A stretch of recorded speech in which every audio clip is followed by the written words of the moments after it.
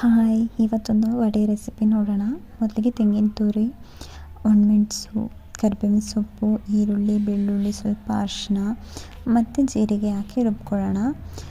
3 to 4 hours ನೆನೆಸ್ಕೋಬೇಕು ಈ ತಡನೆಬೇಳೆ ಮತ್ತು ಒಂದು ಹಿಡಿಯಷ್ಟು ಅಕ್ಕಿನ. ಇದನ್ನ ಮಿಕ್ಸಿಯಲ್ಲೇ ರುಬ್ಕೊಂಡ್ರೆ ನೀರು ಜಾಸ್ತಿ ಆಗುತ್ತೆ ಅಂತ ಹೇಳ್ಬಿಟ್ಟು ನಾವು ಮತ್ತೆ ಕಲ್ಲಲ್ಲೇ ರುಬ್ಕೊಟ್ರು. ಅದಕ್ಕೆ ಹಾಕಿ ಮಿಕ್ಸ್ ಮಾಡೋಕ್ಕೆ ಸಬ್ಸಿಗೆ ಸೊಪ್ಪು, ಕೊತ್ತಂಬರಿ ಸೊಪ್ಪು, ಸಣ್ಣದಾಗಿ ಹಚ್ಚಿರೋ ಈರುಳ್ಳಿ ಮತ್ತು ಹಸಿಮೆಣಸು ಅದನ್ನ ಹಾಕಿ ಮಿಕ್ಸ್ ಮಾಡ್ಕೊಳ್ಳೋಣ. ಉಪ್ಪೆಲ್ಲಾದರೂ ಕಮ್ಮಿ ಇದೆಯಾ ಅಂತ ನೋಡಿಕೊಂಡು ಉಪ್ಪು ಹಾಕ್ಕೊಳ್ಳಿ ರುಚಿಗೆ ತಕ್ಕಷ್ಟು. ಈ ತಡನೆಬೇಳೆ ನಮ್ಮ ಹೊಲದಲ್ಲೇ ಬೆಳೆದಿರೋದು.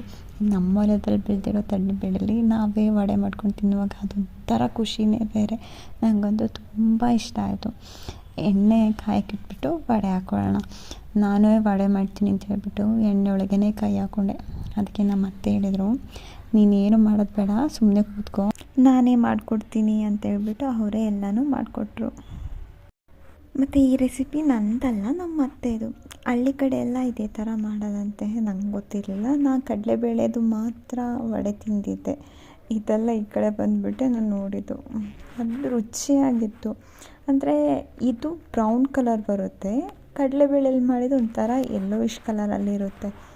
ಅದಿಷ್ಟು ಕ್ರಿಸ್ಪಿಯಾಗಿರಲ್ಲ. ಇದು ಹೊರಗಡೆ ಕ್ರಿಸ್ಪಿಯಾಗಿ ಒಳಗೆ ಸಾಫ್ಟಾಗಿತ್ತು. ನನಗೂ ತಿನ್ನೋಕ್ಕೆ ಇಷ್ಟ ಆಯಿತು. ನಾನು ತುಂಬ ತಿಂದೆ, ಚೆನ್ನಾಗಿತ್ತು. ನೀವು ಒಂದು ಸಲ ಟ್ರೈ ಮಾಡಿ ನೋಡಿ.